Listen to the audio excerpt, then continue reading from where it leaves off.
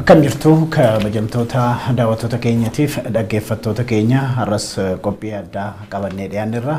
Har'a qophii addaa irratti qabannee kan dhiyaanne Jawaar Mohammadi.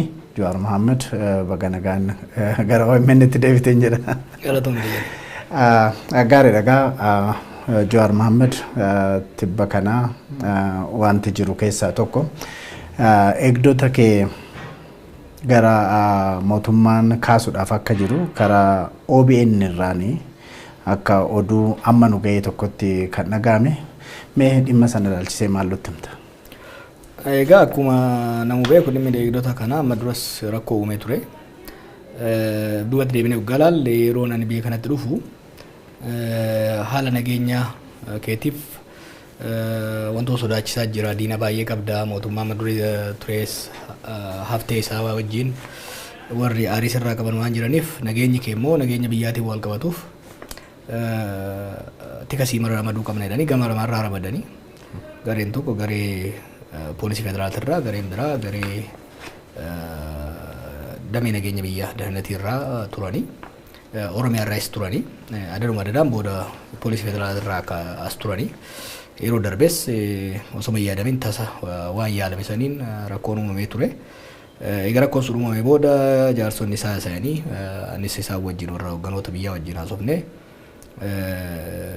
eegdonni akka turanii fi inumaatu eegdota biraas hin daballa kan jedhu miidiyaa irratti haasayamaa ture akkuma yaadattu hin daballaa kan jedhamu ture. Ittuma fufnee tibba darbe yeroon Baalee turetti komaandarri poolisii federaalaa tokko na bilbiluudhaan ijoollee as jiran leenjiidhaaf waan barbaannuuf nu ergi naan jedhe.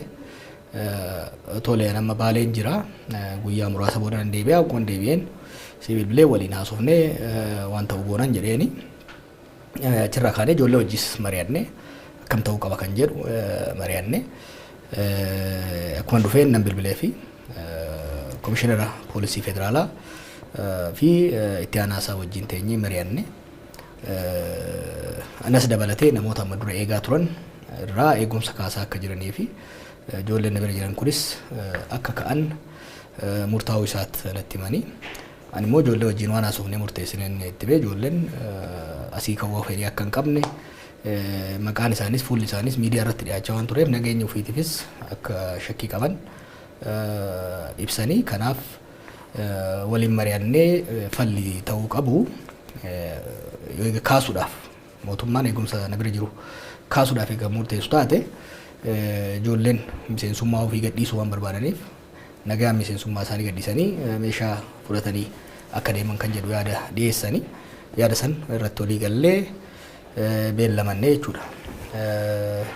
Beellamannee turre waan dhimmi kun osoo wacan uumin osoo rakkoo biraan uumin quietly dhumuu qaba kan jedhu yaadni dhiyaatee walii gallee addaan baane eessatti meeshaa akka galchanii fi akka sirnicha raawwannu walii beellamannee osoo jirru kaleessa galgala bifa raajiitiin bifa breaking newsitiin OBN irratti ogaa dhiyaatu sarpiraayiziin ta'e.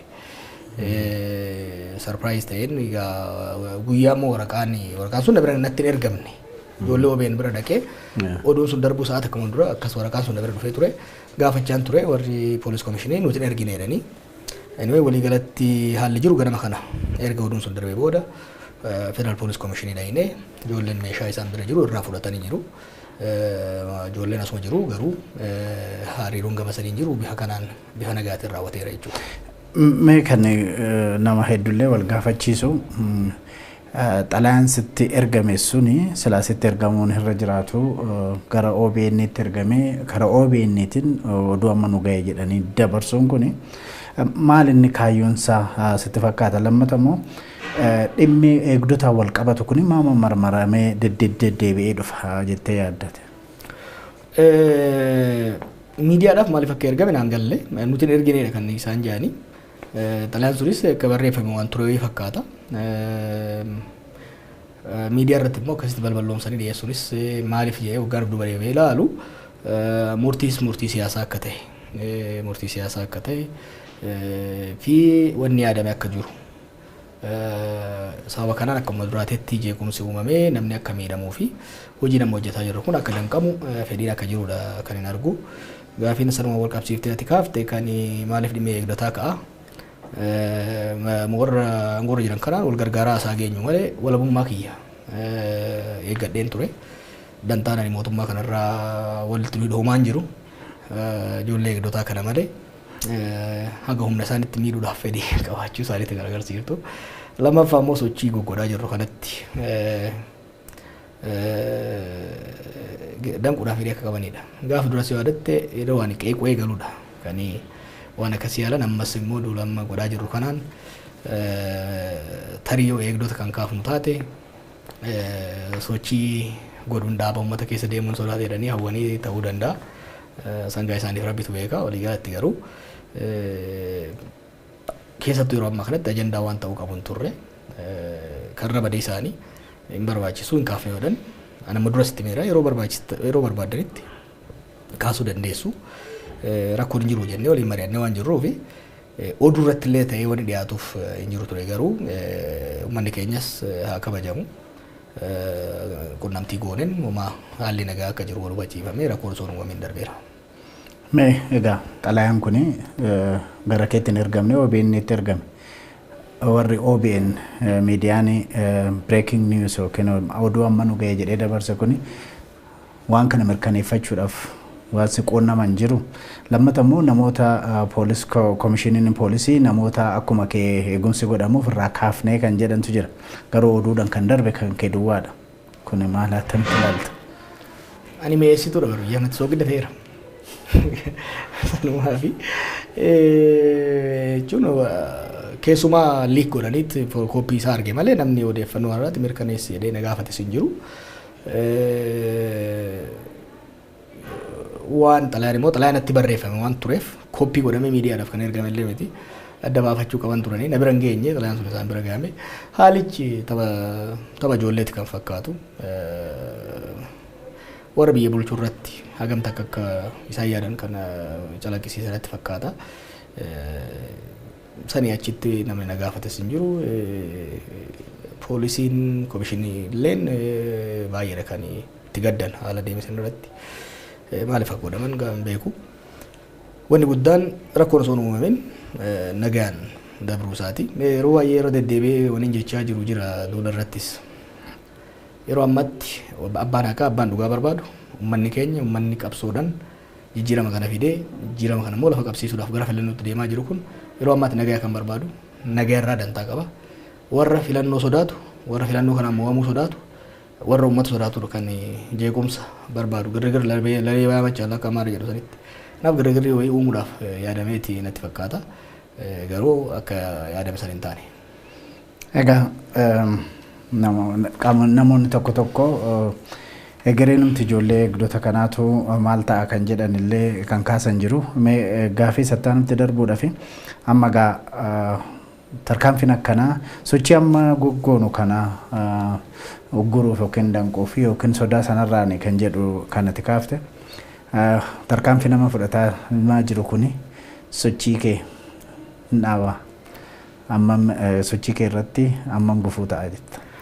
Wanta kana baay'ee yaalamaa ture nama fakkeenyaa fi Harargee irraa kaafnee Salaaleen baanee Arsiif Baalee yeroo dhaqnutti bakka tokkotti poolisiin eegumsa akkan goone walumas bakka hundatti eegumsa akkan goone dursanii moo qindeessitootatti tarkaanfii fudhatamuu hedaa rakkoon akkanaa ta'uuf deemaa jedha nama gammoojjii Baalee deemnu karratti rukutamuu hedanii sodaachisuu barbaadu. Shaashamanneetti immoo isteediyeemiin baay'ee guddaa waan tureef namnis waan baay'ateef Sinootraak irratti biyyee kaa'aniiti kan achirraa soofnu achi keessa fanjii jireedha. Ijoollee baay'ee biyyee buusanii deebisaa turanii doorisuudhaan akka sodaannee kanarraa hafnuudha. Ati wal beekuu dhabuutu kana fida.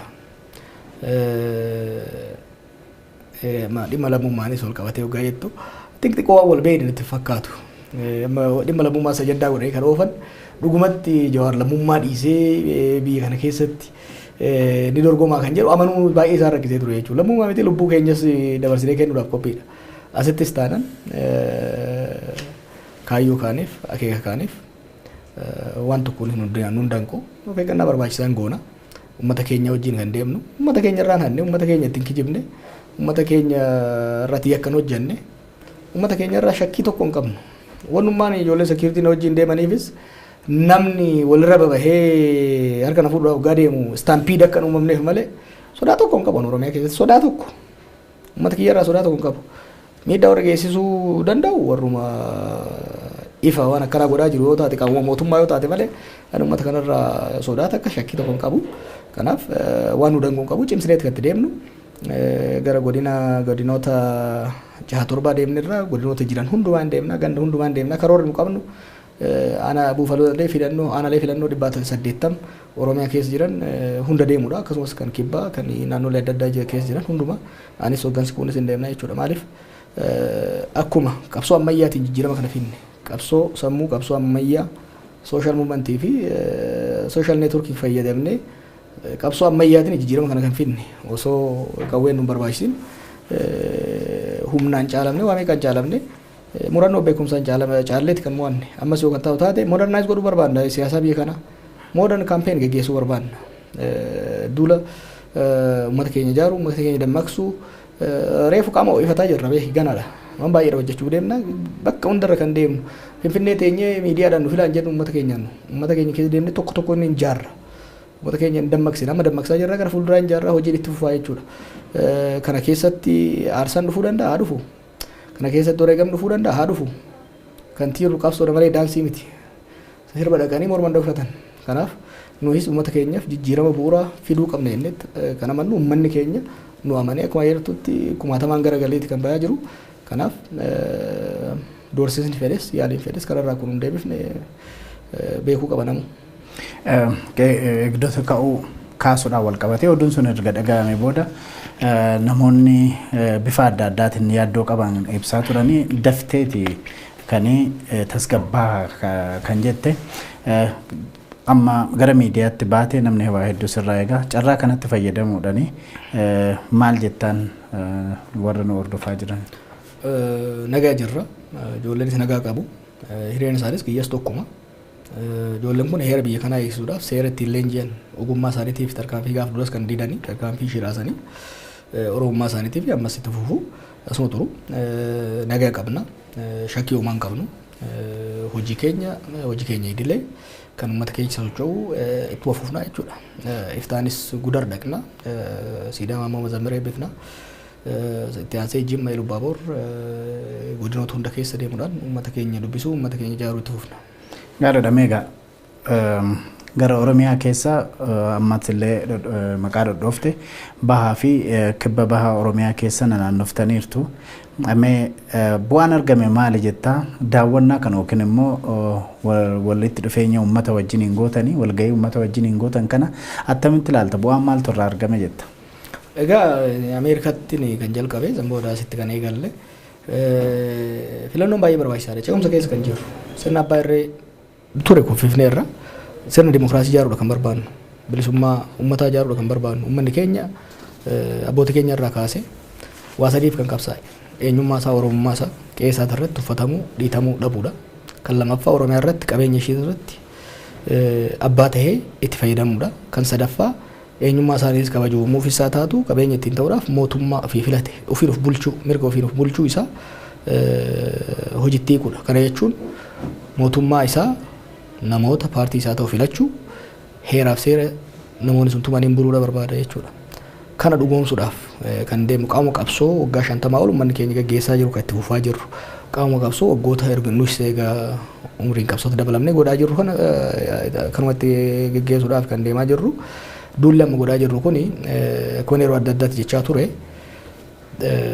dhimmi filannoo baay'ee duubatti harkifame qophiin godhamuu dhabuun boodarra rakkoo uumuu waan danda'uuf uummanni keenya isa qophaa'u dadammaqiinsa nuti uumnuun immoo paartileen biraas qaamni mootummaas akka of qopheessuudhaaf Ameerikaa irraa kaasee asittis kan godhaa jirru dadammaqiinsa gahaatu kan dhufe uummanni keenya baay'ee nama boonsa qaamni mootummaa guutumatti withdraw godhe dirqama nageenya tiisisuutis dhiisee keessa qabee garuu uummanni keenya gara magaalota 40 sagalii na fakkaata waggaa Harargee fi inni dabalu 40 wayii keessa deemne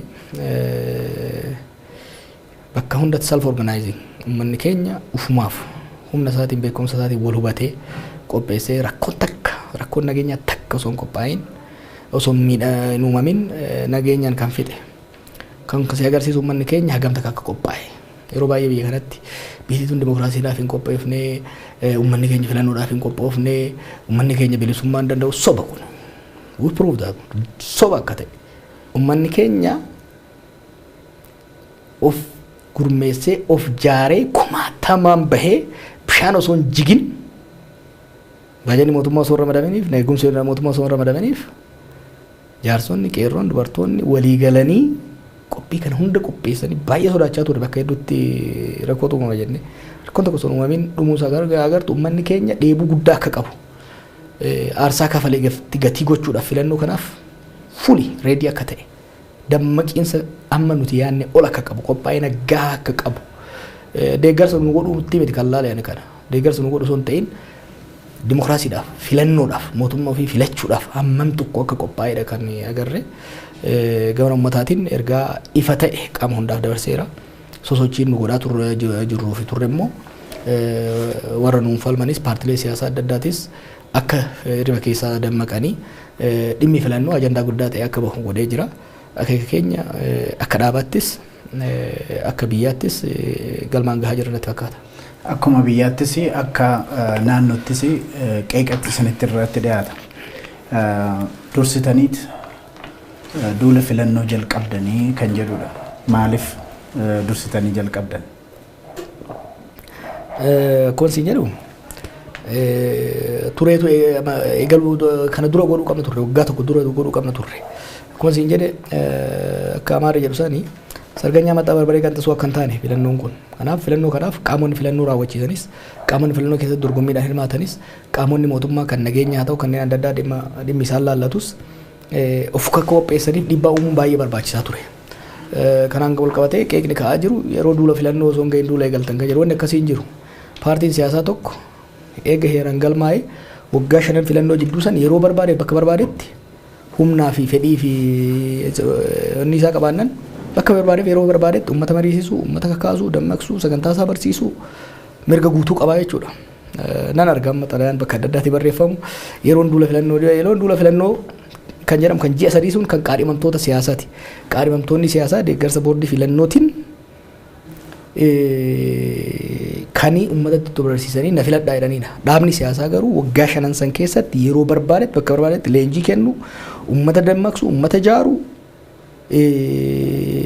dhimma mormii dhiyeessu, dhimma deeggaru dhiyeessu, galmatti haa taatu, dirreetti haa taatu, nama muraasa haa taatu, nama miliyoona haa taatu godhu mirga qaba. Kun mirga paartii siyaasaan lafa kaa'edha.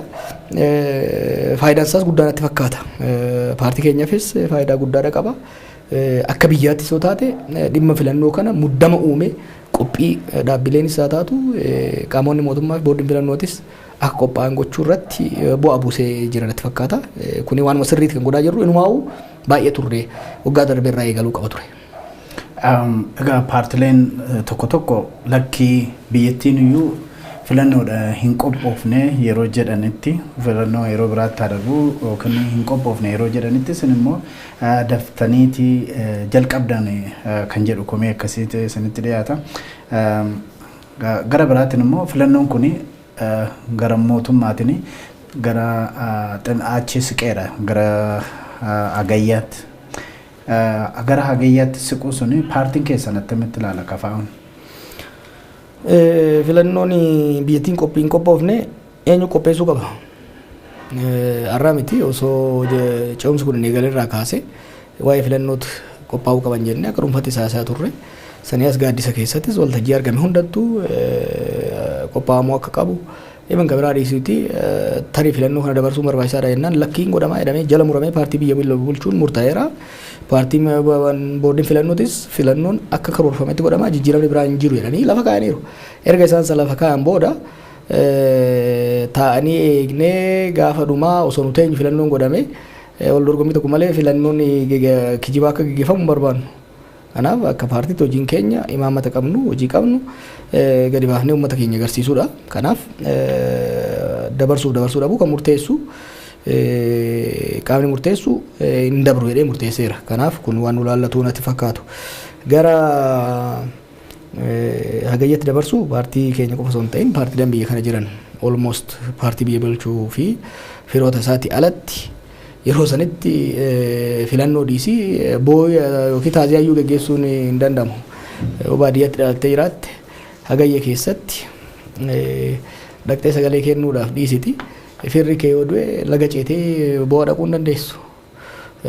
Mormitoota duwwaafatoo hin taane warra mootummaatiifis yookiin paartii biyya bulchuufis tokkuma rooba garaagarummaa hin qabu kan jedhudha. Sanatti dabalee itti gaafatamtu yookiin inni dura buutu boordii filannoo Itoophiyaa adde Burtukaan yeroo dubbisetti gara kaaba Itoophiyaati fi iddoo gammoojjii adda addaatti bokkaan baay'inaan hin roobu. Bokkaan kan baay'inaan roobee rakkina sana uumu iddoo xiqqoodha. Sanaaf immoo loojistikii adda addaa qopheessuun itti qophoofnaa kan jedhudha. Kanaaf maal rakkinsa?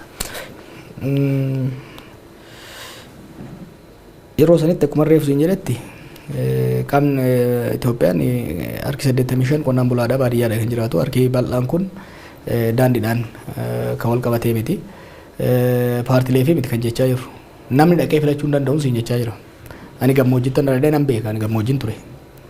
Gammoojjitti eessumni kee abbeeraan kee yoo ce'uu hin dandeessu hagayya keessa. Malkaa ce'uu hin dandeessu. Akkamitti dhaqxee sagalee kan kennitu. Isaan maalirraa ka'anii dhufanii yeroon kun yeroo roobaa waan ta'eef mormitoonni dhaqanii nama kakaasuu hin danda'anii roobaa nama walitti qabanii dubbisuu hin danda'anii konkolaataan ce'uu hin danda'u. Kanaaf kaadiree qabnuun uummata amansiifannee waan adda addaa goona yaada jedhurraa ka'ee kan deeme waa'ee kana eegan dhaga'e ji'a jaha ga'eera qaamota mootummaarraa hagayya keessa akka godhan. But they are wrong. Sarvee nu qabnuun qorannoo nu qabnuun namni sila sagalee kennu parsantii 50 irra ta'a hagayya keessa yoo godhamu taate. This major disenfranchisement of the electorate. Filannoo yeroo duraatiif dimokiraatawaa taa'anii abdannu keessatti namni baay'inaan kan filachuu akka filatu encourage godhamuu kan qabu malee namni yeroo sila filachuu danda'u. Fakkeenyaaf yeroo mee maaliif godhame maaliif gimbootii irra godhame immoo caamsaarra maa godhame filannoon yeroo muka biraatu yeroo midhaan hin jirre yeroo qonnaan bulaan lafa taa'u jedhameeti yeroon sun kan filamu beekta kan kaamu. Ameerikaatti Nooveembar kan godhamuuf sababa malee miti sababa qaba. Yeroo filattoonni lafa jiran yeroo itti sagalee kennuu danda'amu jedhameeti. Yeroo convenient ta'e haala mijaawaa ta'e hagayya ji'oota jiran hunda keessaa qonnaan bulaa keenya namni uummanni beekanaa namni sagalee kennu harki 85 qonnaan bulaadhaa baadiyyaa jiraata. Uummata kana kan miidhu tokkoffaa kan miidhu isa kanadha jechuudha. Kan paartiilee lammaffaa irratti kan dhufuudha. Kan biraa barattoota fudhadhu. Barattoonni yuunivarsiitiitti kan galmaa'anii yeroo san qe'ee jiru. Roostariin isaanii qe'ee isaanii waan danda'aniif filachuu hin danda'an jechuudha. Walumaa galatti waggaa laalta. Isaanumaafuu ta'uuf amma beektaa isaanii firoolee warra magaalaa waan ta'aniif ta'a malee warra boordii filannoo gaggeessuu danda'uuf baay'ee ulfaataadha. Sagalee filannoo kana maaneej gochuudhaaf. Hagayya keessatti namni fayyaa qabu biyya kanatti filannoo gaggeessuu dhiisi waan biraallee yaadu. Kanaaf filannoon yeroo qoraa yeroo roobni hamaan hin jirre gaggeeffamuu barbaachisaadha.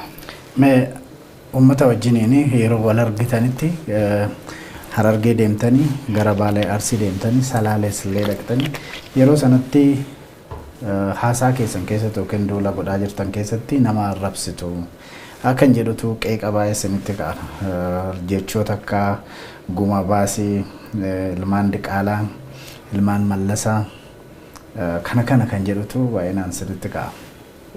Kana kamitti ilaalta? Basic principle irraa kaanu filannoo keessa kan jirru warra faallaa keenya jiru akka faarsiin yoo ka'ee gamu taate dogongora.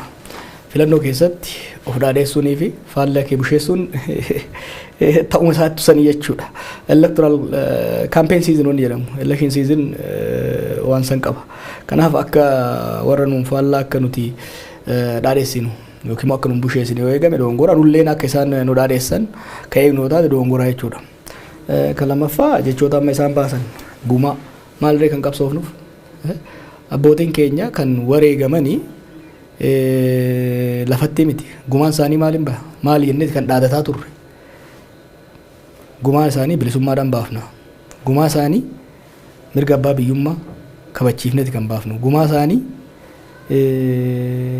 waan isaan wareegamanii ibsa galmaan geenyeeti uummata keenya kan jenne gumaa abboota keenya nu biraa kufanii obboleeyyan keenya nu biraa kufanii baasuu yoo ka barbaadan taate filannoo kana irratti hirmaadhaadha maali wanni reefu ansi hin jedhe waa sadiif qabsaa uummanni Oromoo waggaa 50 darbe eenyummaa isaatiin kabajamu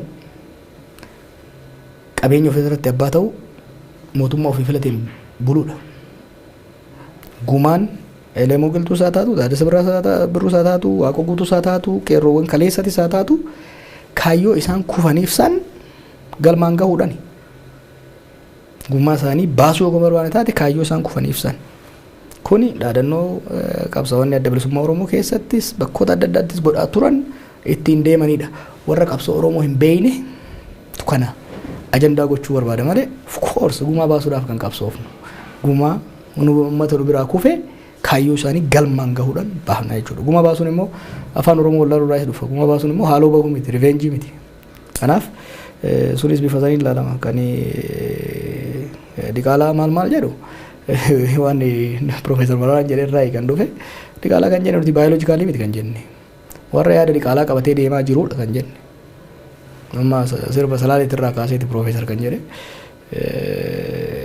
Malasan irraa kaasaa Diqaalaa nutti dalchaadha kan jedhe. Kanaaf yaada Diqaalaati kan dubbachaa jiru. Yaadni amma isaan deemaniin yaada Diqaalaati kun uumaa shakkiin qabu.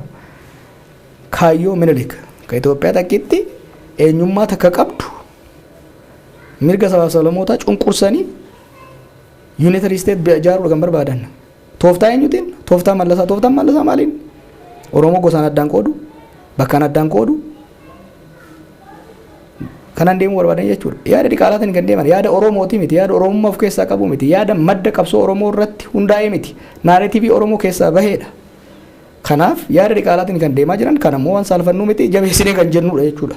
Yaada Diqaalaa sanoo kan hin barbaane taate yaada otantik ta'e oriijinaal ta'e kan Oromoo kan qabsoon Oromoo waggaa 50 irra deemte karaa sana irra deemanii deebi'anii deemuudha. Kanaaf jechoonni isaan gamaa gamanaa fuudhanii ilmaan Taaddasaa fi Mallasaa anaa miti kan jedhe. Muummicha ministeeraatu ECAtti Oromoota walitti qabee yoo na filachuu baattanis ani ilma Mallasaa ta'uu kiyya hin irraanfatinaa filannoo nan hataa jedhe. Maarree kan jiru dachii Taaddasaa Birruutirra waan tureef filannoon qabdan warra ilmaan Mallasaa ofiin jedhuu fi warra ilmaan Taaddasaa jidduudha jenne. Ufuma maqaa ofitti baasanii maqaa san hoggaa miidhagsinee tottolchinee dhaadan oradheessinuuf komachuun hin taare ofiin jedhan. Akkasiis Mallasaatu isaan guddise. Ilmaan abbaa gadaa jechaanii turre waggaa 2 didanii ilmaan Mallasaati akka inni nu barsiisetti filannoo hannaa jedhan. Maalaa jennurree nu? Meegaa asirratti kan qeeqni gama biraatiin isinitti ka'u amma Minilik kaaftuu warri Minilik sirna Minilik barbaadan Mallasaa barbaadan kan jettantu jira. Warri qeeqni isinirratti ka'u immoo sirni Mallasaas sirni Minilikis dur kufee isa durii sana faarsurra gara fuulduraatti kan jiru faarsuturra sirriidhaa ture jedhaniiti keessattuu warri simmormu sin qeequ. Rakkoon jira kana maal akka ta'e beektaa? Goolii ofii fuulduratti kubbaa harkaan tuqaniitu waggaatti dhiitteetti galchite maaltu galchiteeru? Minilik waan Oromoo godhe yaadannoo Oromoo keessatti maal akka ta'e osoo beekan siidaa Minilik ijaaran san qofaa Minilik faarsan Oromoo biratti Minilik faarfamaa miti jibbamaadha diina. Kanaaf Minilik kan faarsinuu miti. Kan gamoo isaa ijaare siidaa isaa ijaare nuu miti. Waan baay'ee si gaddisiisu agarta. Baalee dhaqee waan hin arge. Jara kanaan qeerroo 5,000 wareegamee aangootti isaan baaseef waan takka yaadannoo tokko osoo hin godhin. Gootota keenya busheessa nama Oromoo biratti diina number 1 ta'e. Miliyoona itti baasanii siidaa ijaaraa fi kan ajandaan godhinaa maal jechuudha? Maal jechuudha? Mallasaa immoo akkuma reefu siin jedhe isaan nu ilmaan Mallasaati kan jedhe. Nummaa Minilik illee irraa dhiifne Mallasaa illee irraa dhiifne jarri kun obboleeyya keenya kaleessa Mallasaa hin doongorsiise malee humnaan gadi qabe malee ilmaan keenya nu fayyanii ilmaan abbaa gadaa odoo jennee ufumaaf deebi'anii Minilikiif siidaa dhaabanii nu ilmaan Mallasaati korojoo hannaa jedhanii maalaa jennurre goolii ofii duratti Kuwaasii harkaan tuqanii hoggaa dhiinnee itti galchinu maa nutti galchitaniin waan hin taane. Garri fuulduraas yoo kan taate paartiin biltiqinnaa isaan dhaabanii deemanis purely ilaalcha Minilik unitary state Itoophiyaa olaantummaa aadaa Habashaa jala jirtu sabaaf sablammoota cunqursanii balleessanii mirga sabaaf sablammoonni keessattuu adda durummaan Oromoon qabsaa'ee asiin gahe xiqqeessanii federaalizimii diiganii unitary Itoophiyaa tooftaa mallasaatiin tooftaan mallasaa maali? Qoqqoodanii uummata bituu san qofa miti humnaan deemu. Kanaaf isaan tuufitti fidee waan isaan itti fidee immoo uummata biratti baatirii itti ibsinee agarsiisu warreef siin jedhe hojii keenya. Unitary haa jettu malee gara PP yookiin biltsiginnaatiin warri gara tokkotti harkifatu garasitti jira warri gara tokko garasitti harkifatu jira biyya kanaaf nagaa buusuudhaaf jara lamaan gidduutti finneeti biyya kanatti nagaa buufnaa jedhu. Warra gara tokkotti harkifatu keessa immoo paartii kee kan kafaa'oo keessattuu Jawaar Mohammad garasitti makame Dr. Professor Mararaadha gara biraatti harkisaa jira jedhanii sitti. Biltsiginnaa jechuun paartii Biraanuu Naggaati bar. Biraanuu Naggaa kan mormaa turreef gaafa inni Gomboo Sabaat tures gaafa inni Zeemaa tures waan biraati miti wal jibba waan inni Guraagee ta'eef miti. Ilaalchi kun biyya kanaaf hin ta'u. Biyya kanaaf kan ta'uu danda'u paartii Biltsiginnaa jechuun paartii ilaalcha Mangistuu Hayilamaariyaam deemsisaa turedha. Kan Akiliiluu Habtewaldifaa gochaa turanidha. Nothing new. Biyya kanatti dibeetii lamatti ture. Ilaalchi tokko biyya kanatti biyyi kun wallola sabootaa fi cunqursaa sabaatiin waan jaaramte as geesseef rakkoon maddi rakkoo biyya kana cunqursaa sabaati. Kanaaf saboonni hiree ofii murteeffatanii ofiin of bulchaa qeefii irratti ofiin of bulchaa biyya waliin bulchuu qaban kan jedhu tokko. Gara kaaniin biyya kanatti rakkoon jiru sabni baay'achuudha. Kanaaf sabni kun cafallaqame waan kaleessaaf deengadda jedhamu argaa jirtu. Sabni kun cafallaqame eenyummaa waloo tokko eenyummaa Itoophiyaa jedhamu kan afaan tokko qabu eenyummaa tokko qabu jalatti centralize bifa ta'een buluu qaba kan jedhudha. Erga humnoonni sabaa mo'atanii federalizimiin gadi dhaabbatee jedhee booda rakkoon biyya kanaa federalizimiin saba irratti ta'udha. Kanaaf federalizimiin sabaa diigamee ji'oogiraafik ta'uu qabaadha. Akka namoota waliin beeynetti maaliif haasa'an? Ifaan ifatti afaan isaanii irraa waan dhageenyedha bara.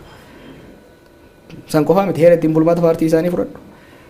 Paartiin naannolee irra jiran tokkoffaa sabaan ijaaramuun sirrii miti jedhanii kan yaadan. Sabaan ijaaramuun paartiin tokko saba irratti hundaa'ee ijaaramuun sirrii miti. Kana jechuun har'a paartii diiganii borummoo naannoon tokko sabaan ijaaramuun sirrii miti. Kanaaf diigamuu qabaadha. Ifatti waan barreessanii lafa kaa'anii waan afaaniin dubbachaa jiranidha kan dubbachaa jiru malee hamii miti. Waan dhuunfaadhaan baay'een waan biraati. Ifaan ifatti public record.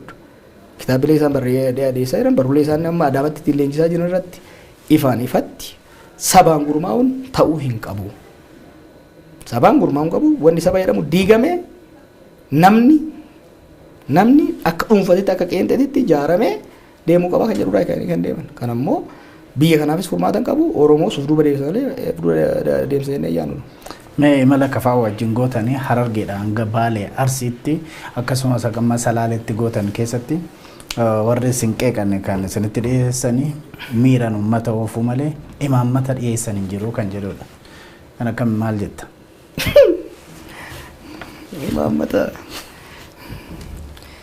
Imaammata bakka biraatii galabbatanii fidaniiti silaa biituun qaata bakka biraa geesse. Paartii loogoo ofiitu oriijinaal hojjechuu dadhabee kooppii godhutu waa'ee imaammataa nama gaafata. Dhugaa Mararaa Guddinaatu rakkoo imaammataa qaba. Hayyummaa keenya shakkirra galaniiti immoo rakkoo imaammataa. Paartii bakka miti imaammata hin qabne kaafaa'uun paartii waggaa 23 as jirudha bara. Imaammata ifaan ifatti sagantaa ifaan ifatti karoora tarsiimoo lafaa qaba. Duulli amma godhaa jiru duula uummata dammaqsuuti. Hiriira guddaa irratti dhaabannee imaammata keenya peejii 100 haa dubbifnuu barbaadanii. No, we know what we're doing. Beeku isaanis waan godhaa jirru nuyi sin beeyna. Imaammata sun rakkoon qabu. Sun imaammata keenya namni barbaade ifatti wajjira keenya fudhachuu danda'a qabu isaanis kun waan baay'ee nama yaaddessuu miti. Yoommoo deemnee imaammata kijibaa gara galchine waan biyya kanatti hin hojjenne. Wanni tokko eessa dhaqee bara garaachillaa maali wanni tokko hin jiru maali. Edgatinaa transformation jedhanii waggaa shaniin ittiin nama sobaa turan tokko. Waan akkasii hafuuf nu barbaadan no. Imaammanni uummata keenya ifa bakkii wanni Oromoon qabu waan sadiif qabsaa'e waan sadan san hojiitti hiikuudhaan kan barbaachisu. Akkuma isin jedhe eenyummaa ofii. Eenyummaa ofiitiin kabajamee guddifatee eenyummaa waggaa jennu maali? Aadaa, seenaa, afaan waan sadii of keessaa qaba. Lamaffaan diinagdee qabeenya ofii irratti abbaa ta'uudha. Sadaffaan mootummaa ofiitiin buluudha. Fakkeenyaaf waa'ee eenyummaa fudhadhu. Jarri kun dhiiga Oromootiin ol bayanii seenaa Oromoo awwaalanii seenaa Minilik kan isaan ol faarsaa jiran seenaa Haayila Sillaaseeti kan isaan faarsaa jiran. No Oromoon seenaa qaba jenna. Seenaa qabsootis qaba. Seenaa kaleessatis qaba. Arras seenaa hojjetaa jira. Seenaan kun barraa'uu qaba, galmaa'uu qaba, leellifamuu qaba jennee kan amannu. Afaan fudhadhu. Gaafa amma aangootti ba'uu dansan afaan Oromoo halkan tokkotti hojiitti hiikna jedhan haga ammaa uumaan goone. Afaan Oromoo afaan federaalaa haa ta'u qofaame kan jechaa jiru. Afaan Oromoo afaan hojii naannoo Oromiyaatu hin taane. Waajjiraalee Oromiyaa yoo dhaqxe barreessuun akka barreessitu malee afaan akka jiru du'aa jira. Wiirtuun tokko hin jiru, waaltinni tokko hin jiru, ogbarruun tokko hin jiru. Namoota dhuunfaa akka barreessaa jira malee waaltiin afaan Oromoo jedhamee I think afaan Oromoo bakkuma ibsaa guutamaa dhiisee deemetti jira biyya kanatti. Afaan kana guddisuu irratti, seenaa keenya baasuu irratti, aadaa keenya baasuu irratti. Hin saalfatanii seenaa Minilik ol kaasanii seenaa Haayila Sillaasee. Can you believe it? Dhiiga Oromootiin ol dhuftee Oromoo irraa baatee ilmaan abbaa gadaatu fi jecha fundamental gaafii sadii philosophize goonee waan biraa keessa seenuu kun rakkoo hin qabu. Waan sadan san humna mootummaatiin beekumsa hayyoota keenyatiin aadaan keenya, afaan keenya, seenaan keenya akka dagaagu, akka guddatu, akka baratamu goona. Qabeenya wayyaan irraa dhiiga ilmaan keenyaatiin, dhiiga buleeyyan keenyaatiin hambifanne imaammata tarsiimoo keenya baafnee hayyoota keenya wajjin anuma qofatu beeka jedhameetuma mararaan fuudhee akka fiiguu barbaadan no. Hayyoota qabna. Hayyoota gama saniin jiraniin loyaalitii kaadiree qofa bakka hundatti xaqaxaqnee ittiin deemu osoo hin ta'in beekumsa dandeettii namni akka beekumsa dandeettii isaatti ramadamee akka hojjetu kan barbaadu. Oromiyaa guddisuun baay'ee laafaadha baay'ee. Garuu akka mararaan madura jedhetti nama barnoota hin qabne ministeera barnootaa godha. San osoo hin ta'in namoota akkaataa dandeettii isaaniitiin ramannee hojiitti deemna. Kaayyoon qabsoo Oromoo kaleessas arras borus tokko waan sadan sanii. Eenyummaa Oromoo jechuun seenaa afaan aadaa guddisuu. Lammaffaa qabeenya saamicha irraa hambisanii qabeenya wayyaanee irraa haftee deebisanii characharaa jiran asitti. Qabeenya hanna irraa hafesan saamicha dhaabsanii qabeenya sana irratti uummanni keenya imaammataan beekumsaan dandeettii ilmaan isaatiin hiyyummaa keessaa akka bahu godhu. Sadaffaa hattuu fi gantuudhaan osoo hin taane mootummaa naa taaja'uun Oromoodhaaf kan ta'u aanaa santu beeka nuu miti poostadhaan asii gadi tokko isaan arsu poostadhaan maa jettaniidhaan never amma booda Oromiyaa keessatti abaddan poostadhaan namni gadi ergamu aanaa xuulloo ka bulchu yookiin fichee kan bulchu uummata ficheettu beeka. Jibicha boru korma ta'u hadarratti beekanii jedhan ilma boru hogganaa ta'u gosatu beeka, qeetu beeka, jaarsatu beeka, haadhasaatu beeka. Kaadiree waan nuuf amanamaa ta'eef waan nutti himni calliseetuma arrabaan dheeresseef osoo hin ta'in uummanni qe'eessanii filatee ol erga. Oromiyaa keessatti abaddan amma booda bulchaan aanaa bulchaan godinaa Finfinneerraa ati muudamte kan jedhuun hin bulu. Nama 180 Oromiyaatti federaalitti filchiifna, nama 537 naannootti filchiifna. Jarri kun deebee godina aanaadha bulcha. Filannoon aanaaf gandaa hoggaa godhamu immoo akkasumatti filamuu qofa osoo hin ta'in yoo hojjenne immoo uummanni akka ofirraa buusu goona. Kanaaf waan sadeen kanaaf kan qabsoomu kuni waan filosofii baay'ee fuudhanii maqaa adda addaa itti baasanii ittiin fiiganii miti. Wallaalummaa tokkos nama godha. Yoo barnootas taate sirriitti barannee numa beekna waan isaan odeessan kanas. Uummata afaan fajjeessu yoo ka barbaadu taate sirriitti beekna. Biyya teenyaa fi ormaafis hin taana beekta. Kanaaf rakkoo sammuus hin qabnu. Civil service gadi hin guuramne. Kanaaf dandeettiin keenyas beekumsi keenyas kan shakkiidhaaf galuu miti jechuudha. Kana garuu sobaan garaa keenya uummata keenya bukeessuudhaan osoo hin ta'in qabatamaan hojiidhatti agarsiifna jechuudha. Garuu dandeettis hin qabna biyya bulchuus hin dandeenya kan jedhu gara keessaniin garuu akkas keessumattuu warri sin qeeqan ammallee miiran uummata sochoosanii jiru. Namni immoo uummanni naachuraalii yookiin uumamaanii jijjiirama hin fedha. Jijjiirama uummanni itti fide kanaanii yoo aangoo qabatan biyya bulchuu hin dandeessanii jarri kun biyya bulchuu hin danda'anii kan jedhutu jira. Maaltu isaan guwaa jiru fakkaate? Sabboonummaa Oromoo ajjeesuu barbaadu. Oromoo hamilee isaa kutanii waa'ee gaafiin kee waggaa 40 sun duubatti hafaa ture. Oromoo jechuun kun hin barbaachisu. Itoophiyaatu caala. Jedhanii uummata keenya miira keessatti ajjeesuudhaaf fedhii qaban turan. Yes, miira isaa kakaasaa jirra hin kakaafna ammas. Sabboonummaan Oromoo gaaza qabsoo Oromooti. Biyya kana keessatti Oromoon diinagdee harkaan qabu. Built-in advantage hin qabu. Sabboonummaan Oromoo wabii Oromoo qofa osoo hin ta'in wabii Itoophiyaatis. 60moota irraa kaasee hanga har'aatti jijjiirama biyya kanatti dhufe paatriyootizimii Oromootitu fide. Maaltu isaan aarsa? Tokko amma kan dubbatan waa'ee gootota kaleessaa maa dubbatan? Gootota dhiifnee gantoota afaarsinuu barbaadan isaan. No. Yes. Sabboonummaa Oromoo hin cimsina, hin danfifna, hin ibsina. Maaliif sabboonummaan Oromoo gaaza uummata keenyati. Wayyaanee jalaa kan bahan beeke sabboonummaa Oromootiini. Isaan maal jechaa turan sabboonummaa Oromootiin dhiphummaa jechaa turan dur. Amma immoo maal jedhanii wal taraggat jedhanii. Waanuma isaan dhiphummaa jedhanii mana hidhaa qaalleettiitti ittiin nama ittiin dararsaa turan santu gaaza ta'ee uummata keenya finiinsee qeerroo keenya finiinsee wayyaanee taankii baankiin isii hanga funyaanii jiru gadi cabsee aangoo irratti isaan baase. Ammas taanaan wabiin uummata keenya sabboonummaa isaati. Sabboonummaa saba keenya hin cimsina seenaa uummata keenyaa kan isaan dhoksuudhaaf deeman hin himna, hin calaqqisiifna. Daba uummata keenya irratti kaleessaa fi har'a hojjetamu gadi baafnee agarsiifna. Tokkummaa uummata keenya isaan maal barbaadu har'a? Oromoo diiguu barbaadu, godinatti adda diiguu barbaadu. Oromoon waan walitti qabu hin qabu jedhanii xiqqeessuu barbaadu. No. Tokkummaan Oromummaa wanni isaan aarsu maali? Dheeraa dhaqne akka Taaddasaa Faan akka Hajiroo Baleen fa'aa godhanitti kiristaana islaama waliin teenyee qallee riinaakti gochuun uummanni keenya deebi'ee maaliif tokkummaan Oromoo amma isaanii diiguu barbaadan kun sabboonummaan har'a isaan ittiin qoosuu barbaadan kun Oromoo tuffatamuu keessaa gatamuu keessaa dhiitamuu keessaa irraanfatamuu keessaa baase beeki. Lafatti hin dhufne Taaddasaan Faan osoo dhugaa osoo nama waa beekan ta'anii jarri kuni Taaddasaan Faan jeneraalummaa ofirraa lafa kaanitti dheeraa dhaqanii yeroo islaama kiristaana isaanii qalan seenaa qofa miti kan hojjetan tokkummaa Oromoo dhiiga isaanii walitti hidhan. Magarsaa Bariifaan warri islaamaa gamaa bayaa lubbuun bahafa warri kiristaanaa gamas bayaa ogaa jedhaman Oromummaadhaaf gadi baan jedhanii shinnigatti yeroo waliin wareegamanii lubbuun isaan mararteeti miti. Akka namni irra yaadutti gammummaa wallaalanii turanii qabsoo tursiisuu wallaalaniiti miti. Dhiiga isaaniin tokkummaan isaa akka turuuf kana yaadachiifna nama keenya nu.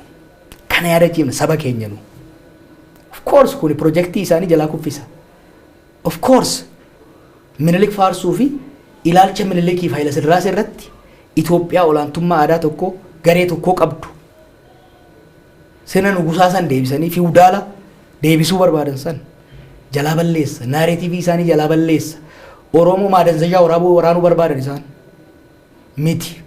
Isaan ilaalcha nafxanyummaatiin Oromoo maadanzajaa waraananii qoqqoodanii hamilee keessatti cabsanii akka deebi'ee cawu barbaadu. Nummoo uummata keenya seenaa isaa gootota isaa irra itti himne waan keessa darbe waan itti as deemaa jiru itti agarsiifne akka danfu barbaanna. Maaliifi seenaa isaa keessatti the most dangerous threat amma itti dhufaa jira uummata kanatti. Uummata kanatti. Kanaaf uummata keenya miiraan kakaasu yes hin kakaafna gara fuulduraas hin kakaafna. Jeequmsatti dhoofna. Kun jeequmsi uummata keenya fayyadu. Uummanni keenya maal miiratti seenee maal ta'e uummanni keenya. Waa'ee gootota isaa dhaga'ee, waa'ee seenaa isaa dhaga'ee, gootota isaa faarfatee, Oromiyaa faarfatee, murannoo isaa jalakkisee maal ta'e nagaan qeetti gale. Kanaafi isaan waan miira wanni jedhanii laale waan biraati miti. Gaafa wayyaanis kanuma jedhu waan biraan beekanii. Gaafa wayyaanetis namni Oromiyaa jedhu, namni Oromummaa jedhu deengadda liishootti jaarsi wayii waan nuun jedhe achi bullee jaarsota jidduu jaarsota seenaa ajaa'ibaatu jira. gaafa jeneraal Waaqoo achiin bahu warri OPDO kun itti duulanii namni akka nagarre godhanii makiinaa isaa irratti Waaqoo hir'uu jedhanii barreessanii jedhe. Jaarsi argee irraa haxaa'uuf hin fiigee shamizaan huccuudhaan ogaa argee dhiisi argeera jedhee deemee jedhe. Warra santu gaafa inni du'u akka gootatti immoo fuudhanii awwaalanii sabboona Oromoo jiraa isaan jaalatan isaan du'aa isaa malee. Ammoo anuma amma arrabsan kan odoo du'eef hawultiin aadaa beeki. Maaliif sabboonummaa Oromooti lolli isaan qaban sabboonummaa Oromoo wajjin. Sabboonummaan Oromoo is the most useful force for good biyya kana keessatti. Waggaa 5 duras jechaan ture kana ammas yoo kan taatu taate lammaadhaan maalitti tollolan? Lamma Oromummaa fudhate. OPDO ture miti maaliif fudhate? Sabboonummaa Oromoo waan dhugeeffateef. Tokkummaa Oromoo waan dhugeeffateef. Oromootti waan amaneef. Nus yoo kan taatu Oromummaa keenyatti namanna. Seenaa uummata keenyatti namanna. Uummanni keenya sakandii takkaafis goota isaa akka hin irraanfanne. Sakandii takkaafis diina isaa akka hin irraanfanne. Sakandii takkaafis waan keessa dabaree akka hin irraanfanne ganamaaf galgala yaadachiifna. Asirratti qondaallee biltsiginnaa tokko yeroo tokkotti nuti sabboonummaa Oromoo sana tuffachuus miti cabsuus miti kan barbaannu garuu sabboonummaa Oromoo qobaatti dhiisuu otoo hin taane sabboonummaa giddugaleessatti finnaa sabboonummaa Itoophiyaa wajjin kan jedhudha. Kun rakkina maal qaba? Maali sabboonummaan giddugaleessummaa nafxanyummaa dhaare? Sabboonummaan giddugaleessummaa Minilik hawultii Minilik ijaaruudhaan argama? Sabboonummaan Oromummaa afaan Amaaraa kutaa tokkorraa eegaluudhaan kan sabboonummaan walakkeessaa moderate nationalism kan isaan jechaa deeman. Beekna bar. An barsiisaan ture nationalismii. We know.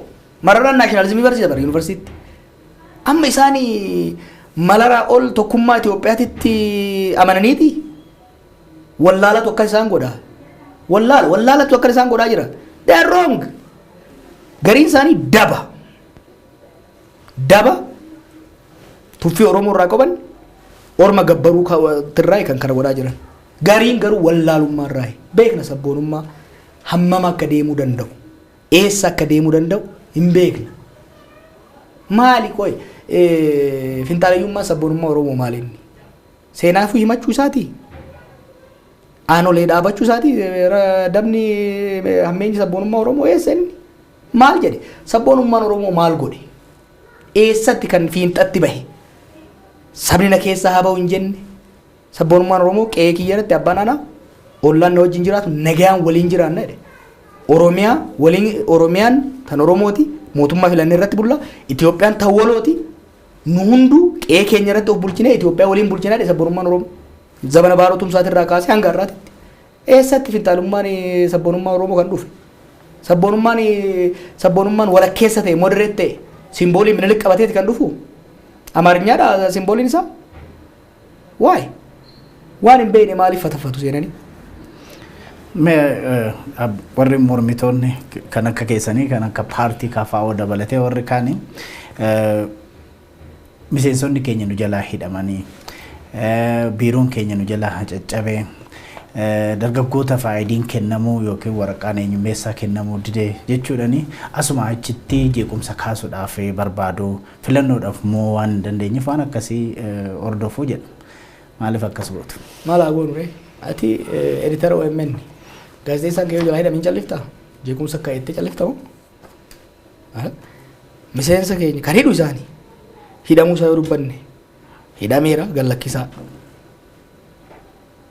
biiroon cufameera banaa seera cabsee kan dhufu isaanii jeequmsa barbaadu nu haaraami jeequmsa yoo ta'e haaraamiti nu ti beekna akkatti kotteedhaan biyya kottee biyya sana kottee takkaan akkatti dhaabnu sittuma beekna dabana jeequu qabnu zamana cufuu qabnu zamana waan godhuu qabnu goon agarsiifne irratti beekna we know it nuti haaraami kaleessan dhalanne qabsoodhaaf ummanni keenyas nu beeka har'a garuu uummanni keenya tasgabbaa'ee mootummaa isaa filachuu qabaadha. Kana gochuudhaaf dhaabbileen nu qofa osoo hin ta'in dhaabbileen waajjira isaanii akkaataa seeraatiin bakka hundatti banachuu qabu. Miseensonni keenya bilisa ta'anii bakka hundatti socho'uu danda'u qabu. Kanaaf yeroo isaaniidhaan hin hidhinaa boordii filannoottis miidiyaattis hin himnaa jechuudha. Kana jechuun hin jeeqaa jechuu miti. Hin barbaadu jeequmsa isaanii jeequmsa kan barbaadu. kan nama hidhu kan jeequmsa barbaadu malee. Waraqaa eenyummeessaa kana kennamaa hin jiru kan jedhu qabdu. Maaliif isinitti fakkaata akka paartii KFO'tti haa ta'u akka mormitootatti waraqaan eenyummeessaa yookiin ID'n yeroo ammaa kanatti kennamaa hin jiru jedhamee komiitu jira. Kun maaliif sitti fakkaata? Akkuma godhan hin jallisanii filannoo kan immoo wanneen yaadu beektaa. Mo'atanii namnummaa nagammaa waraqaa eenyummaa qabu soo filatee immoo mo'amu isaan. There is no statistically impossible. Paartii kana biyya kanatti filannoo mo'achuu nama. Sababa hedduudha. Isaan garuu gara ofiitti jallisuu barbaadu. Biyya hundattis warri aangoorra ture waan akkana qaba. Keessattuu irra caalan kan waraqaa eenyummaa hin qabne dargaggeeyyii amma umriidhaan gara inni itti filannootti seenan waan ta'aniif jara kana filannoo ala franchise gochuu barbaadu. Voter suppression waan jedhamu jira. Kanaaf kan dorgatan garuu tokkoffaa kennuun dirqama isaaniiti. Ta'uu baannanis seerri filannoo ifa. Waraqaa eenyummaatis qabaachuu baannan namni isa beeknan, ollaan isa beeknan, haati isa beeknan waraqaa ittiin kaardii filatu sabni immoo baafata namni. Waan tokko jala muranii sabrii godhuu qabu. Barana Oromoo fi Oromiyaan hinuma filatti. Korojoonis hin hatamus hin danda'an. Namas filannoo kanarraa hambisuu hin danda'an. Maaliif beektaa? Dhiigaan dhufe kaa. Hin qoosuu. What kind of joke is that? Ummanni keenya kadhateeti miti filannoo kana kan fide. Mootummaan kennee fi akka zamana Haile Sillaasee እኛ ንጉስ የሰጠውኖት ህገ መንግስት እንደዛ አይደለም. ummanni keenya waggaa 50 itti qabsaa'ee waggaa 5 itti gubate itti rakkateeti. Kan mirga kan argate. Waggaa 5 waggaa 2 nuuceessa jedhee waan amaanaa itti kennate. Kanaaf amaanaa san yoo waan waggaa 27 yakka isaan irratti hojjetan dhiifama godheef waggaa 2 kana keessa waan hojjetan yoo gatiitti godhe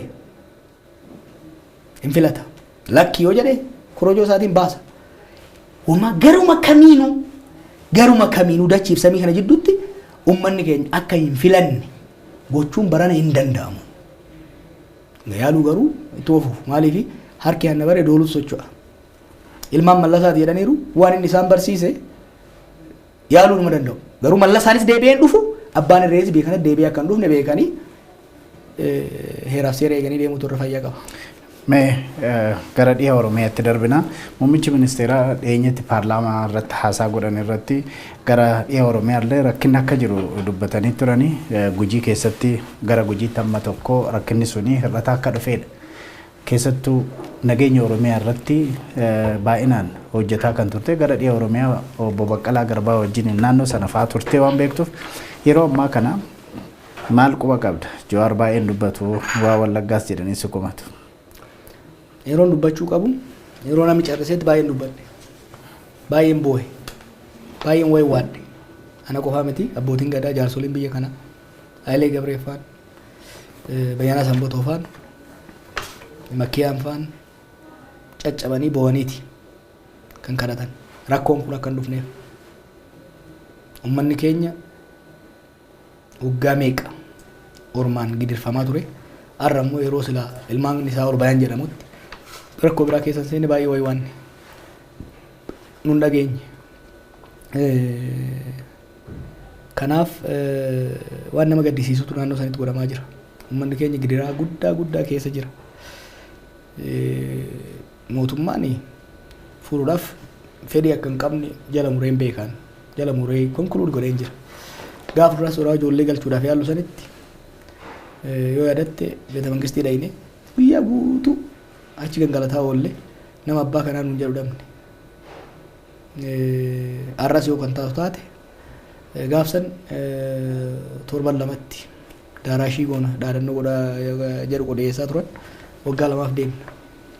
Ammas yoo ta'e furmaanni naannoo sanii furmaanni biyya kanatti amma booda mootummaan lolaan uummata jilbiiffachiisuu danda'u. Riphee lolaa harka kennisiisuu danda'u hin jiraatu.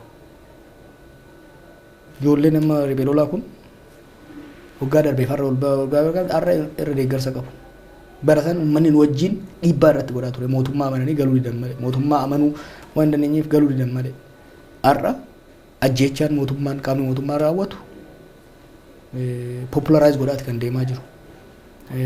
Gaaddisa jalatti mari'annee koreen kaa'amee ture. Muummichi ministeeraa namoota namadee ture. Osoo koreen sun hojii hojjetee gabaa sana isin deebiin bifa haaraan intarneetii cufanii lola bifa kanaan kan labsan. Ammas yoo kan ta'u taate akka nama dhimma kana keessa beekuutittis lola biyyoota biraatitti godhamees akka beekuutittis waan amma duras waa'ee kanarratti barreessaa ture namni duuba deebi'ee akka dubbisuun waa'ee waadha.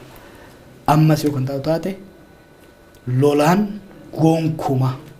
gonkumaa nagaa fiduun akka hin danda'amne hubatanii namuu gara nagaatti dhufuutu irra gaarii natti fakkaata. Amma gara dhumaatti mee komaandi poostii jalaa godinaalee murtaa'an komaandi poostii jala galchuuf warra kaa'anii suni Oromiyaa qoqqooduudha naannummaa babal'isuudha jedhanii yeroo baay'ee mootummaa irratti qeeqni ka'a. Komaandi poostii iddoo lama gujiidhaa fi Oromiyaa galchuun fi Oromiyaa qoqqooduun fi naannummaa babal'isuun kanaan maaltu walitti fida? Dura komaandi poostiin seeraan jiru Wallaggas hin jiru Kibbas hin jiru. Komaandi poostiin yookiin immoo state of emergency dhaan labsii yeroo muddamaatiin kan kaa'amu yookiin immoo yeroo pirezidantiin naannoo humna kiyyaa ol jedhee gaafateedha. Pirezidantii yoo gaafate yeroo murtaa'aadha qaba yeroo gabaabaadha. Yeroo san keessatti paarlaamaatti dhiyaatee extend godhamuu qaba. Paarlaamaatti hin dhiyaanne. Kanaaf seeraan Wallaggas ta'ee Gujii komaandi poostiin hin jiru. In fact kibba irrattis kan godhamu sun ka'uu qaba. Expire godhee jira jechuudha. Olaantummaa seeraa jedha jarri kun amma. Olaantummaa seeraa jedhu. Uumaa seera cabsaa olaantummaa seeraa kabachiifna jedhan. Seera cabsaa olaantummaa seeraatti kabachiiftu hin jiru. Kan naannummaadhaan kun ifatti dhoo isaanii miti. Duula irrattis godhamu irratti wantoota baay'ee irratti prescriptionuma hogganoonni naftanyaa amma dura godhaa turanii kan ittiin deemaa jiran. Oromoon tokkummaan Oromoo yaada Itoophiyaa dullattii deebisuu san waan jalaa fashalsuuf Oromoo wal shakkisiisuun naannoon qooduun amantiin qooduun nu fayyada jedhanii durirraa Haayile Sillaasee irraa kaasee hamma warra ammaatitti deemaa jiru jechuudha. Kuni keessa deemnee dubbachuudhaaf nama saalfachiisas. Ormi yeroo godhu Oromo. Kan kiyya waggaa kan jettu immoo amma baay'ee ijjitii miti. Walitti naquu barbaadu. Ramaddii adda addaa waggaa laaltu namoota godina tokkotti waan badaa balleessan fi godina biraa geessu san booda waggaa namni sun balleessee nama godina saniitti warra godina saniitti jedhaniitti deemu. Kanaaf ifumaan ifatti fakkeenyaaf ijoollee yuunivarsiitii irraa ari'an liistii waggaa laalte harki 80-90 ijoollee Wallaggaati. Why? This is deliberate. Waa lama barbaadu. Tokkoffaa ijoolleen gama Wallaggaa irraa dhuftu Oromummaa irraa abdii kutattee naannummatti amanuu akka eegaltu barbaadu. Gara biraatiin immoo Oromoon naannoo biraa isaan qofaa barkan ari'amu isaanii kan jeequ jedhee jara irratti shakkii biraa akka uumuu barbaadu. Basawwee kun araaraa miti. Mallasfaan maal godhaa ture reefu kaayyoo Minilik shira Mallasaatiin hojiitti hiikuu barbaadan hoggaan siin jedhu amiin serious. Waan ifatti mul'atu. Oromoo maal godhaa ture yeroo san? Manni hidhaa harki 95 afaan Oromoo maaliif dubbataa ture? Oromoo saboota biraarraa adda baasanii Oromoon amma hidhaa kan jiruuf waan ofii balleesseef Oromoo seexana fakkeessuudhaan saboota biraatirraa adda baasanii cunqursaa turan warri kun. Jarri kun immoo asumatti Oromoo adda baasanii walitti naquu barbaadu. Amma bar ifumatti haasaa jiru akka Oromoon bahatee fi dhiyaa kun wal quban qabne waliin hin jirre Oromoon akka wal shakku nama maal baay'een isaa haasa'uufu miidiyaatti haasa'uufu waan nama qaanessu ormaan hoggaa godhamu homaa miti orma keetiin hoggaa godhamu garuu waan nama qaanessu but they will be defeated nam beeka we will defeat them dhiigni Taaddasaan wajjin jira dhiigni Bariisoo Waabeen wajjin jira dhugaan Oromoon wajjin jira filannoo kanarrattis qabsoo amma goonu kana keessattis gamoo lamatti waati yooki warra sabboonummaa Oromootti amanu warra Oromummaatti amanu warra tokkummaatti Oromootti amanu tokkummaa Oromoo deebi'ee cimsee qilleensa isaan naquu yaaluu kana qaawwa cufatee akka kaleessatti tokkummaa Oromootiin mo'anna yookiin immoo shira isaan godhantu Oromoo gandaaf godinaan amantiidhaan qoqqooda filannoo kanarratti referendamiin godhamu kan wasitti nima. It's a referendum. It will be a vote of confidence on Oromo nationalism, on Oromo nationhood. Gaafa Wallagga waggaadhaan hin ajjeefamna gaafa jedhan waan dubbatnoonni baay'een waan biraa se'aa ture. I know what they are trying to do. Wantoota amma adda addaa dubbatan it's not accidentally miti. Namoonni baay'een barreessaa turan waan kanarratti warri saba biraa ta'an kan Oromoo kana dadhabsiisuu barbaadan. Oromooni Oromiyaa irratti give up godhe naannootti qoodanii karoora qabu waayizawwee Oromiyaa bakka shanitti qooduu barbaadu. Lixa Oromiyaa, Baha Oromiyaa, Kibba Oromiyaa jiddu galeessa kana adda muruu barbaadu. Tes karoora kana hojiitti hiikuudha kan barbaadan. Kana gochuudhaaf Oromummaa dadhabsiisuu qabu. Naannummaa cimsuu qabu. Oromummaa dadhabsiisuu barbaadu. Amantii ol kakaasuu barbaadu. Maaliif luba balaa maaliif jibbamu beekta? Maaf itti duulan isaanitti? Waay. Waan biraan jenne afaan keenyaanii rabbi keenya akka dhannu jedhan. Maaf itti duulama? Warra beeta mangistii jirutti itti duulama waay. Dhimma amantii kaasanii maaliif uummata walitti buusu? Waay. Laali sabummaadhaan waan mo'amataniif sabboonummaan Oromoo baay'ee waan cimeef warra biyya kanatti olaantummaa qabu mo'ataa waggaa 50 waan dhufeef olaantummaa garee tokko tursiisuudhaaf Itoophiyaa olaantummaa garee tokko jala jirtu san Itoophiyaa minilikootaa san hojiitti guraaf tooftaa mallasaa Oromoo ittiin qoqqoodu sanitti hiikuudha barbaadan. Ani gorsi ani qabu obboleeyyan keenya Wallaggaatiifis obboleeyyan keenya bakka hunda jiraniifis duula Oromummaa irratti godhamu malee duula walirratti godhamaa jiru miti baay'ee. Duula Oromummaa irratti godhamuudha. Wallaggaa irraa intarneetii cufanii kophatti barattoonni kan walitti bu'aa jiru Oromoo fi Amaaraa jedhee yuunivarsiitii keessatti. Miti maaliif ijoollee Wallaggaa qofa adda baasanii isaan ari'aniif? They definitely want this. It will be shame. Dhaloota keenyaaf du'a oliiti.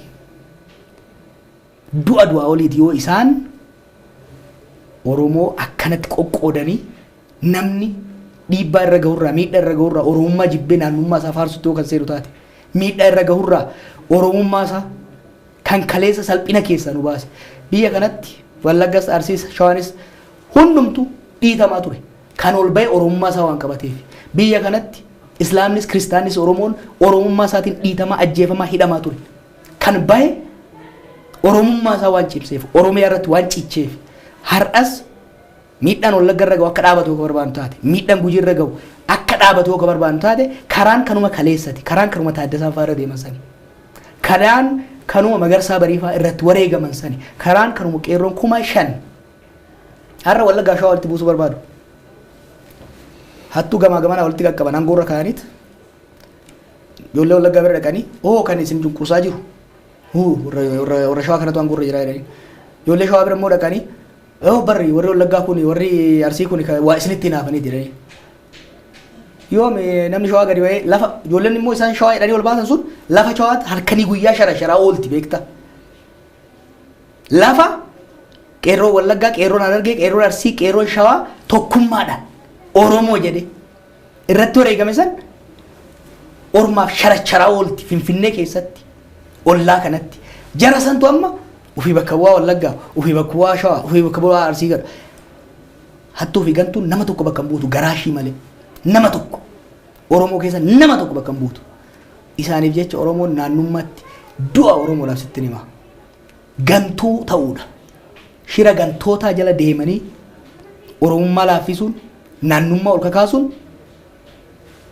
gantuu ta'uudha eenyu ganuudha wareegamtoonni biraa kufan abboota keenya obbolaa keenya ganuudha kanaaf tokkummaadhaan kaleessas Oromummaa teenya irratti Oromiyaa teenya irratti cichine yoo deemne akkuma kaleessa hin mo'an kaleessas tureera keessaan kan nu nyaatu arras irra aanna Oromummaa keenya Oromiyaa teenya cimsannee amma deemnetti.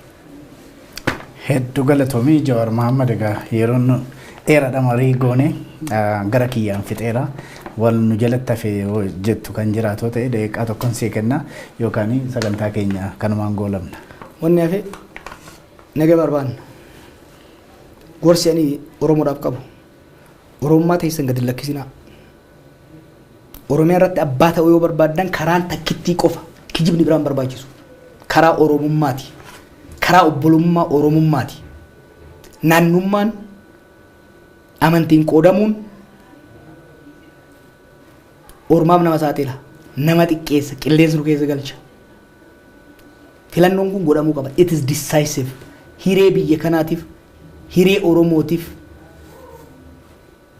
yoo dhuguma gatiin obboleeyyan keenya nu biraa kufanii ka isin laalessu taate filannoo kanaaf qophaa'uu qaba abbaan fedhaa filamu filannoon nagaa ta'uu qaba ifaaf bilisa ta'uu danda'uudha qaba nageenya naannoo ofii tikfachuu qaba poolisii wajjin walii galee nageenya tikfachuu qaba qaama mootummaatiif gorsan qaban gufachiisuu danda'u sochii kana namoota ajjeesuu danda'u never akka ifaasan argutti arga ummanni keenya bakka garaasaa san dhuma ga'a ummanni keenya bilisummaadhaan mootummaa isaa ta'u inuma filata kaleessa dhiisaaf hanna wayyaanee wajjin godhaniif dhiisaaf yakka ajjeechaa nama keenya kolaasu wayyaanee wajjin godhaniif dhiisaaf jedhee kan uummata Oromoo kadhate ana yakka kaleessaatiif dhiifnee fiirra qondaalota mootummaa hundaaf yakka irratti akka hin dabalinaa you will be defeated again nuyi lubbuudhaan jiraannee arguu dhabuu dandeenya never garuu dhaloota Oromoo kana uf duba deebisuun hin danda'amu yakka kaleessaatiif ummanni irraanfachuu illee baatu isiniif dhiiseera waaqa keessan gaafadhaa isiniif haa dhiisu yakka biraa irratti hin dabalinaa dhiiga biraa irratti hin jiiksinaa ummanni keenya Oromiyaan Oromoon irratti abbaa ta'e mootummaa filameen bultu Itoophiyaan walqixxummaan sabaaf sablammootaa irratti kabajamee saboonni qe'ee ofii irratti uf bulchanii akka gahee isaatiin aangoof qabeenya isaanii qooddatanii Itoophiyaan isaan bulchan hundaafuu hin geechii kan irratti fuulleffadhaan jedha. Hedduu galatoomii Jawaar Mohaammed hoogganaa akiyya durii kan OMN amma immoo miseensa kafaa'oo hedduu galatoomii jedha. Galatoomeetis. Egaa kabajamtoota daawwattoota keenyaatiif dhaggeeffattoota keenya qophii har'a qopheessinee yookiin immoo turtii Jawaar Mohaammed wajjin goone kanarraa kanumaan goolabna dhaabbileen siyaasaa biroo yoo nu quunnamtan yaada keessan dabarsuuf qophiidha nutis immoo quunnamtii asii wajjin jirru jabeessinee kan itti fufnu ta'a qophii biraatiin walitti deebinaa hanga sittuu nagaan nu tura.